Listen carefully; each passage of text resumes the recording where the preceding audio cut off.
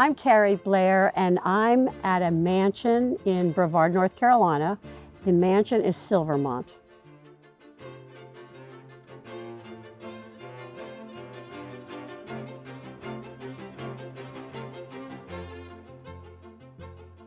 The history of Silvermont is the timber and tannery businesses that Joseph Silverstein started in Rosman, south of here.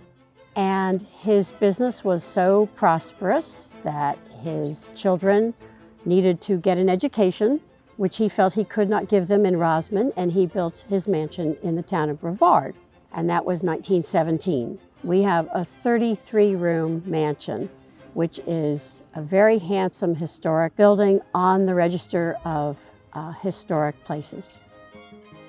The Silverstein family gave back to the community in many ways, raised 3 daughters here, and when the 3rd daughter was no longer able to maintain the home and felt that she needed to find another house, she gave the property to Transylvania County. Her will states that Silvermont be used as a recreation and community center for the benefit of the citizens of Transylvania County, young and old. The town didn't quite know if they could afford to maintain a structure such as this, and they even considered tearing it down, which luckily didn't happen.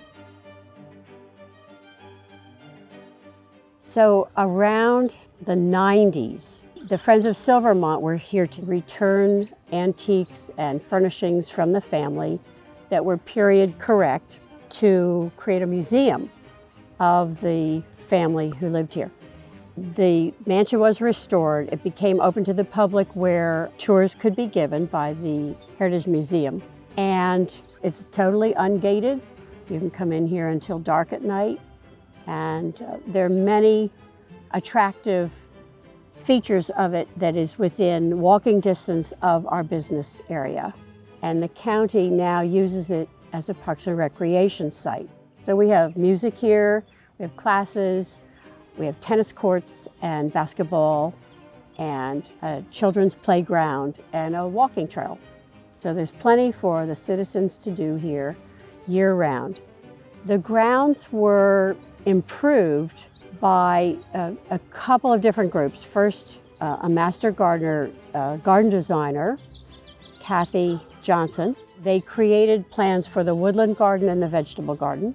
Richard Fry, who was the town horticulturist, came in probably in the early 2000s and planted many attractive ornamental shrubs and trees so that it filled out the wooded trail and just made it all that much more attractive. So the volunteer group, Friends of Silvermont, were here to support the building, to paint, restore woodwork, put on a new roof. They also offer to do grounds work because we really don't have a paid staff to do that. We mow, but they pick up dead branches, they do pruning, they mulch, they weed, etc. Now the invasives were getting to be a real problem. Invasive plants pose a problem when they freely proliferate or reseed or occur in large numbers. Unfortunately, some either get spread by birds or animals and tires and boots who take the seeds and the plant material to new places until they become out of balance with the native vegetation. We don't want that. Well, invasive plants are here because a lot of them are attractive and they've been used for ornamental reasons for many years. And until maybe the 1970s, so even 50 years ago, we didn't really think that there would be any problem with using plants from Asia or Europe or anywhere, that they could adapt and they would be, these knockout flowering shrubs or fall color or whatever we wanted for that extra bang in the landscape. People don't understand that having a plant that is advertised as being tough and aggressive and easy to grow is maybe not what they really want. So English ivy is one of the worst. English ivy is such a rampant grower. It will come up through the leaf litter, get onto the trees and climb. And people used to love to put it on their brick buildings. But of course, it'll cover the windows, wrap around the chimney, cross the front door if you don't cut it. Oriental Bittersweet simply wants to climb, but it'll get through branches of bushes and then finally find a tree and go all the way up. The reason that's a problem is it reduces the native plants and biodiversity that you want to keep. Native plants are important because they're adapted to our soil and weather conditions here, and non-native plants do not always perform the same function in the ecosystem. All of these things twine through our native plants and pretty much smother them. Native plant restoration is taking an area that's been impacted by non-native invasive plants and to restore a biodiversity balance that is sometimes knocked askew when the non-native invasive plants take over. English ivy, Oriental bittersweet, vines, and non-native shrubs. Our insects are adapted to our plants. Our birds are adapted to our plants and trees and flowers and fruits.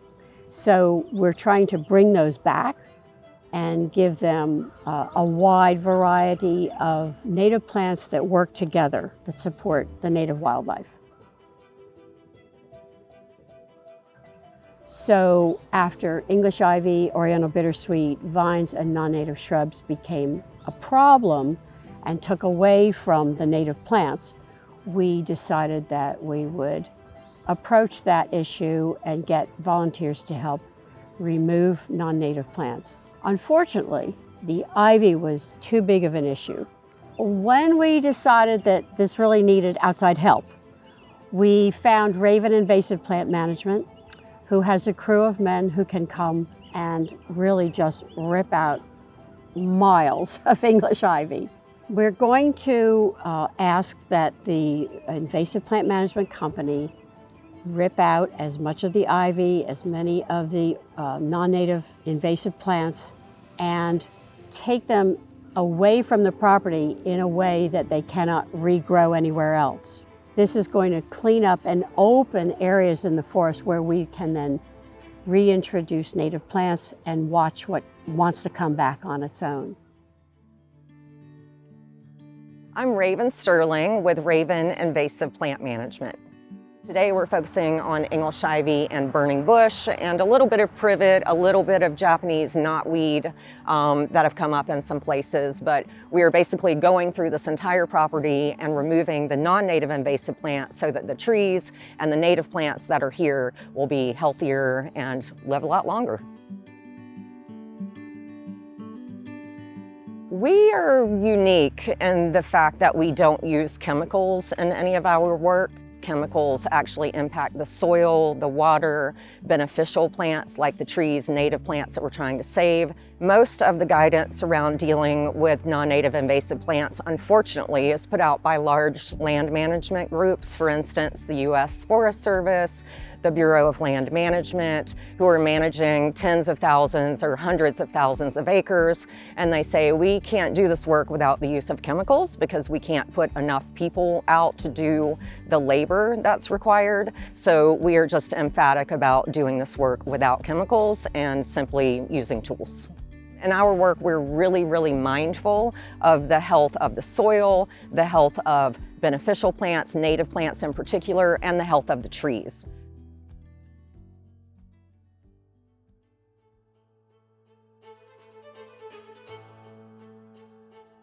Non-native invasive plants specifically actually cause a lot of issues in our ecosystems. One of those things is that English ivy, for instance, is a very thirsty plant. If you see the growth habit of English ivy, it has a lot of leaves and a lot of vines. So those leaves and those vines actually take rainfall, and they also take water from the ground. So when you have trees and beneficial plants in the area and the ground is covered with English ivy, it's actually taking the water that needs to go to those other plants. Additionally, English ivy is taking nutrients from the soil. When that water and those nutrients are going to the invasive plants, that means they're not going to the trees, native plants, other beneficial plants that we actually want to grow. Some of these invasive plants have allelopathic chemicals in them. I mentioned Japanese knotweed, that's one of them. So it is actually putting those chemicals into the ground. Those chemicals are like poison. So not only will they kill eventually other plants in the area, but they will keep the seeds of beneficial plants from germinating. So in areas where we have invasive plants with allelopathic tendencies, then we will actually lose the beneficial plants in that area and the soil will be poisoned. Additionally, non-native invasive plants are a huge problem for biodiversity. Biodiversity, not only of plants, but of animal species, is really important to the health of our communities, to our world. Animals need the native plants. Insects need native plants that they, put their larvae on, that grow into insects. Birds eat insects that only, are grown on certain plants. And when those plants are destroyed, outcompeted, killed by non-native invasive plants, then we're actually destroying habitat. English ivy is a popular landscaping plant. Unfortunately, it is still sold in many nurseries, including here in North Carolina, even though it is listed as a noxious weed, a plant that we should not put in our landscapes. It still happens. You often see this plant growing up trees, right? It's actually really detrimental to tree health, and I want to go into that a little bit. The biggest problem with English ivy is when it's covering the ground. As the English ivy grows along the base of a tree, is it begins to hold leaves and sticks and, all of that stuff in place. And that's not good for the tree. We don't want to keep moisture against the bark of a tree. It will begin to degrade the bark, okay? And the bark is on the tree like skin on our bodies. The bark is here to protect the tree. So when the bark starts to break down, it starts to rot the bark comes apart, insects will come in and start eating it. And then that's going to expose the cambium layer of the tree, which opens the tree up for bacterial infection, fungal infection, all of that. If you see English ivy climbing up on trees, it has these little bitty particles that are very sticky, and they're on these adventitious roots is what they're called, so they can climb up and hold on to things. So people will plant it near their house because they think, oh my gosh, it's so beautiful to have this ivy growing up on the side of the house. The problem with that is English ivy is a vine that is going to grow and grow and grow and grow. What that vine will do is work its way into any little crack that it can. And as that vine grows, as you can imagine, if you've got a vine growing and it's between bricks and that vine ends up getting this big, it's going to end up ripping it apart. So what we've seen is that English ivy, as it grows, will rip apart foundations. It will actually tear fences apart. Let's say that this site were just abandoned and no one were out here trying to remove these plants.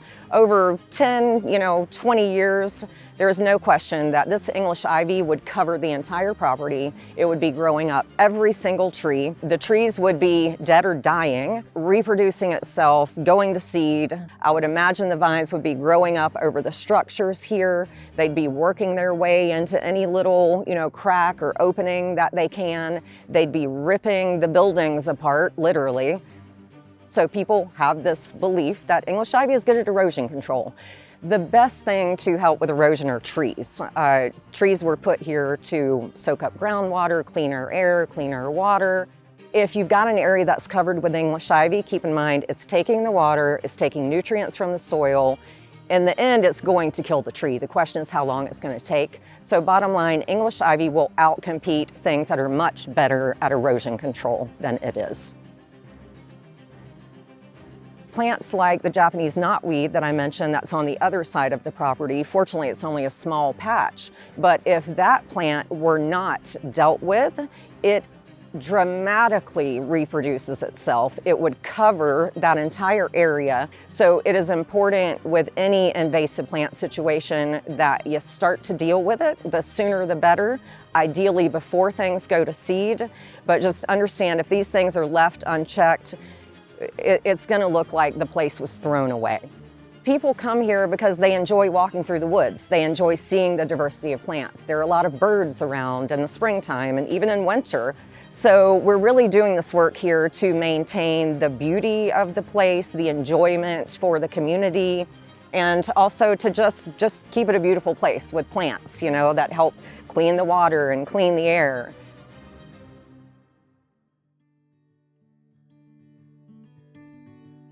Mechanical removal of English ivy is actually pretty easy. I mean, if you can lean over, get down on your knees, pull stuff, then you can remove English ivy too. So these are vines that the guys are out here simply pulling with their hands or using a tool to help them along if needed. We go through pulling and using this tool to kind of, as needed, you know, cut a little bit, just kind of chop a little bit until we get back to the main root, and then 9 times out of 10 we could just pull it out of the ground, or we can use that tool to kind of lift and cut it out of the ground. We can also use a pickaxe or a mattock, so we can use that to deal with bigger roots. So if you've got a vine this big, you're probably not going to be able to pull it out of the ground. You may need a pickaxe or a mattock to be able to really, you know, get in there. So when we come through an area like this removing English ivy, we're going to get 99.9% of it. The little bit that gets left behind, that was cut, that got covered with the leaves and we couldn't see it, it will continue to grow. And then when we come back, because we're monitoring the areas where we've removed the invasive plants to deal with future growth, we'll see that it is growing there and we'll be able to pull it out of the ground. Very simple. Mechanical removal for just about all of these plants that we deal with is absolutely the best way to do it.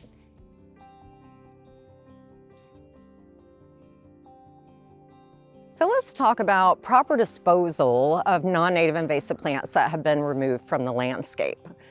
You can't just throw them in the local stump dump where they make mulch, okay? It's really, really important that non-native invasive plant material be disposed of properly. Plants like English ivy can actually reroot. So if you pulled a pile of English ivy, you left it over there, then some of these vines would reroot and grow more English ivy. We don't want that to happen. Any plant with seeds, anything that can reroot, they would need to ideally be removed from the site.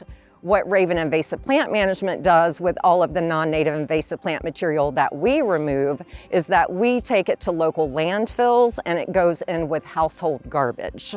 Now, many landfills also have a brush area. Buncombe County is a good example. They grind up all of the brush in their brush area and use it to mulch trees around the landfill. We wouldn't want to do that with invasive plant material. It needs to go in with the household garbage. It's going to be covered every day and it will not grow in the Buncombe County landfill. Now, burning can be an option with some plant material, but here again, you really need to understand the plants. Don't just burn something because you can. Know what you're burning. Just understand proper disposal of non-native invasive plants that are removed from the landscape is really, really important.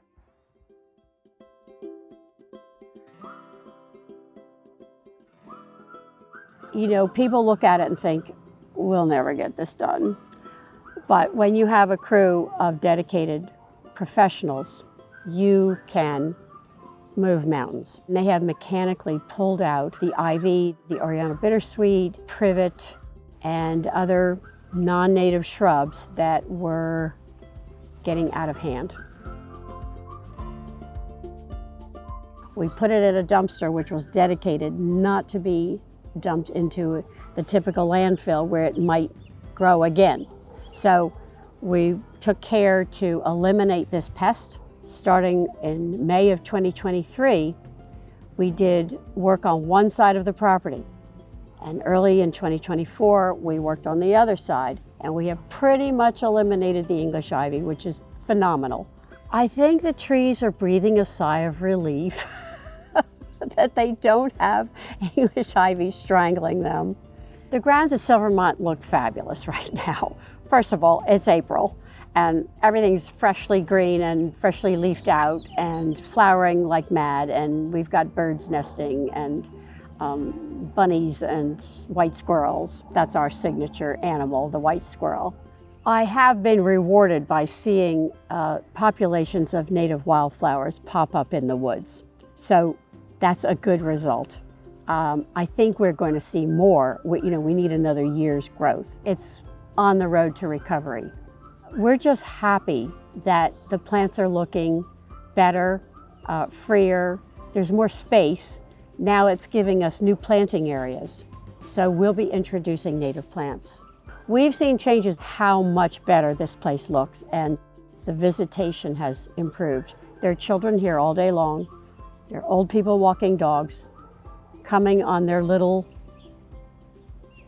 walkers or scooters, and it's just great to see the place enjoyed by so many. We have really made a big difference. We hope to continue that because, you cannot eliminate every root. So there will be some reemergence, I'm sure. But if we can keep up with it, it's going to really keep this place a lot more beautiful.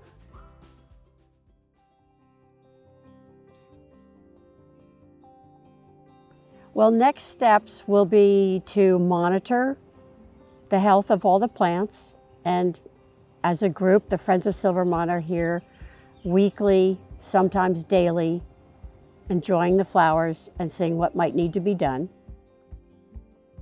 So native plant restoration, the effort is going to be plant new trees and shrubs and wildflower beds here, and then take it to other historic properties in the county, which get high visitation and visibility, to use it as a model to show that you don't have to abandon areas just because the ivy or the kudzu took over, that these problems are surmountable. We're planning to do more work at the most historic frame building from the 1800s in Western North Carolina, the Allison Dever House.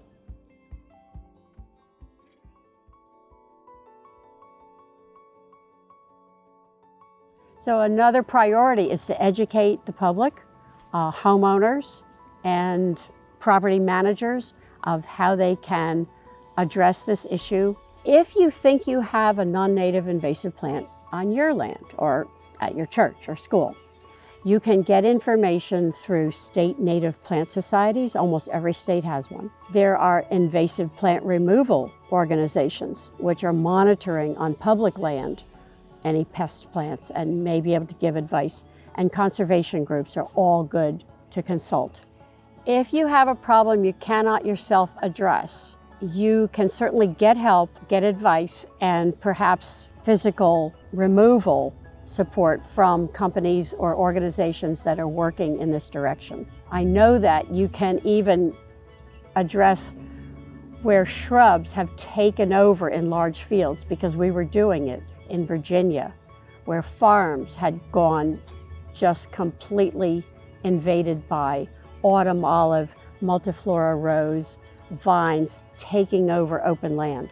There are many groups addressing the problem of non-native invasive plants being sold, continuing to be sold at practically any nursery you can name. And people who are ignorant of that issue then just innocently buying them and installing them, and then maybe regretting it later. Well, there are many resources to get a better grasp of this. Mountain True, Pisgah Conservancy, and Conserving Carolina are all regional groups that are trying to conserve land, create new trails, new opportunities for fly fishing and mountain biking, and all of our natural areas with protection. And so they are monitoring where native plants have invaded rich areas, and they're trying to maintain them. Thank you for listening and understanding the project that we've attempted here, because it's really gratifying.